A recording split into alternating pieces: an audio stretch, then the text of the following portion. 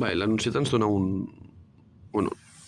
ens diu que tenim una recta que passa pel punt P i que té vector director V baixa, el qual depèn del paràmetre A que desconeixem. I també ens dona un pla pi amb l'equació que s'expressa en l'enunciat. Llavors, l'apartat A ens diu que per a cada valor del paràmetre A, del vector director de la recta, determinem la posició relativa d'aquesta recta al pla. Si és paral·lel al pla, si està continguda al pla, o si està ja en un punt d'intersecció amb aquest pla. Per estudiar la posició relativa entre un pla i una recta, l'únic que hem de tenir en compte és si algun punt de la recta pertany al pla, o sigui, si comparteixen algun punt, si tenen algun punt en comú, i si els seus vectors són perpendiculars o no. Sí? Al final, això. Si és paral·lel la recta al pla, els vectors directors, recordem que el vector del pla sempre és perpendicular a aquest mateix pla. Per tant, si la recta és paral·lela al pla, els seus vectors són perpendiculars, formen un angle de 90 graus.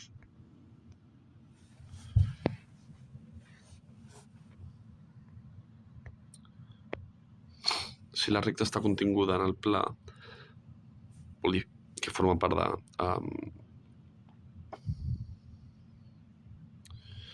d'aquest pla i, per tant, tots els punts de la recta seran punts també del pla. I alhora els seus vectors també seran perpendiculars. Sí? La diferència amb el cas que la recta és paral·lela al pla és que no hi ha cap punt de la recta paral·lela que formi part del pla. Vale? I per últim, si la recta talla en un punt del pla, si la recta travessa el pla en un punt, doncs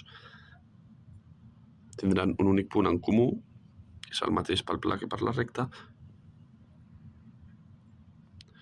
i els seus vectors no seran perpendiculars, sí?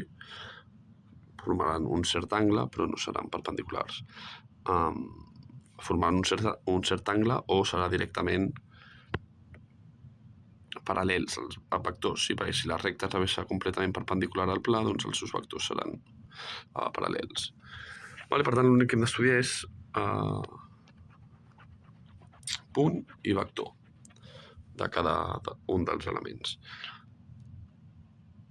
Per tant, de recta que ens donen un punt, precisament, i un vector, que és el que depèn d'un paràmetre, que és aquí on haurem de distingir diferents casos. Però, si ja tenim un punt concret de la recta, podem mirar si aquest punt pertany al pla.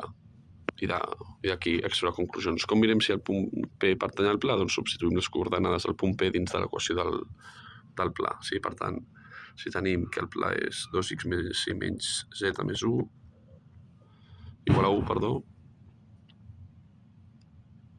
2x més i menys z igual a 1, doncs si substituïm el punt 1, 1, 3 dins d'aquesta equació, si es compleix la igualtat, voldrà dir que el punt pertany al pla, i si no, voldrà dir que el punt no pertany al pla.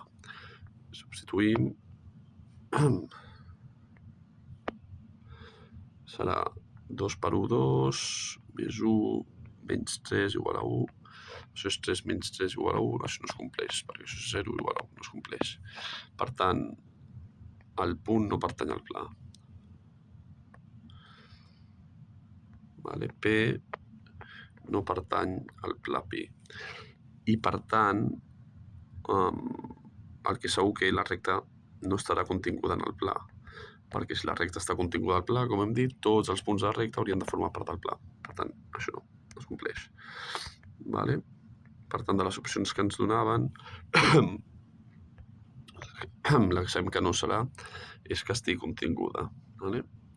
Pot ser paral·lela o punt d'intersecció.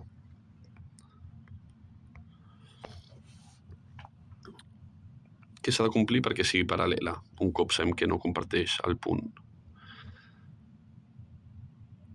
Perquè sigui paral·lela, la recta sigui paral·lela al pla, hem dit el punt de la recta no ha de ser igual al punt del pla, no ha d'haver cap punt de la recta que formi part del pla, i alhora el vector de la recta ha de ser perpendicular al vector del pla. Vale? Això ja ho compleix fins ara el punt, i ara hem de veure que el vector de recta sigui perpendicular al pla. Vale? Mirem-ho. Ui.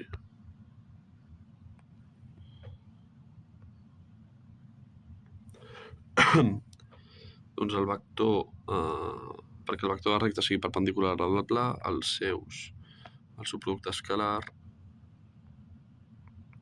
ha de ser 0. Sí? Quin és el vector de recta? 1 menys a 1. El vector del pla, el que hem d'extreure d'aquesta equació. És que el vector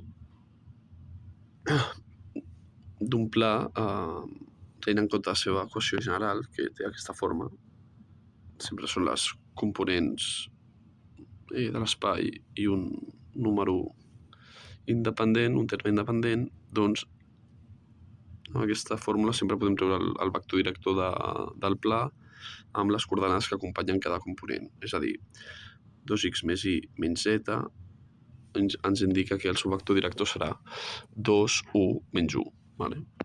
2, 1, menys 1. El número que acompanya cada component serà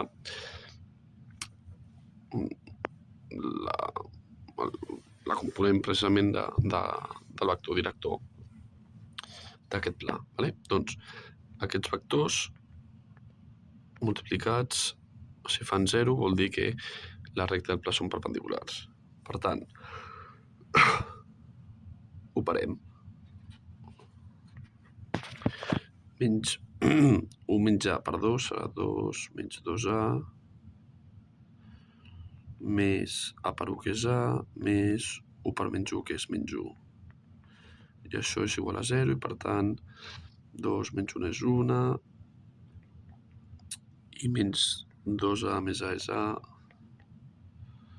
perdó, menys a, si 1 menys a igual a 0, a és igual a 1.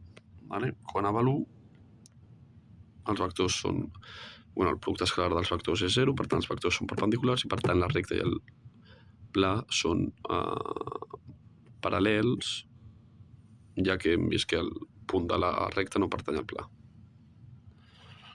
Vale? Si A és igual a 1, la recta és paral·lela al pla. I ara mirem quan la recta és secant al pla, quan tenen un punt de tall.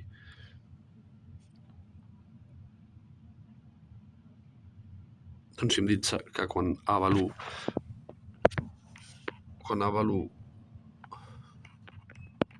els vectors són perpendiculars, quan A no valgui 1,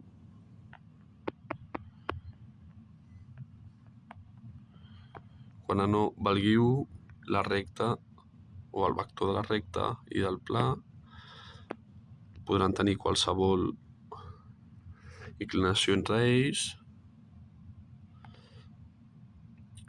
però no seran perpendiculars mai. Vale? O sigui, l'angle no serà de 90 graus, podrà ser de qualsevol altre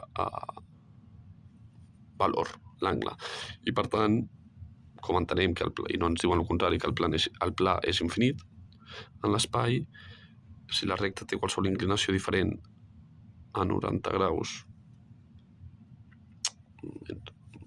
referint-nos als vectors del pla i de la recta, voldrà dir, tingui la inclinació que tingui respecte al pla, que en algun punt s'acabarà tallant amb el pla. Sí?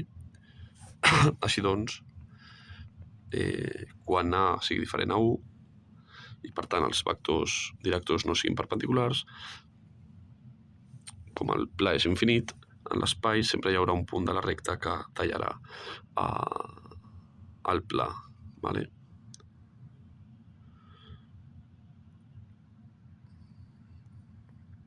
Per tant, podem posar recta, secant,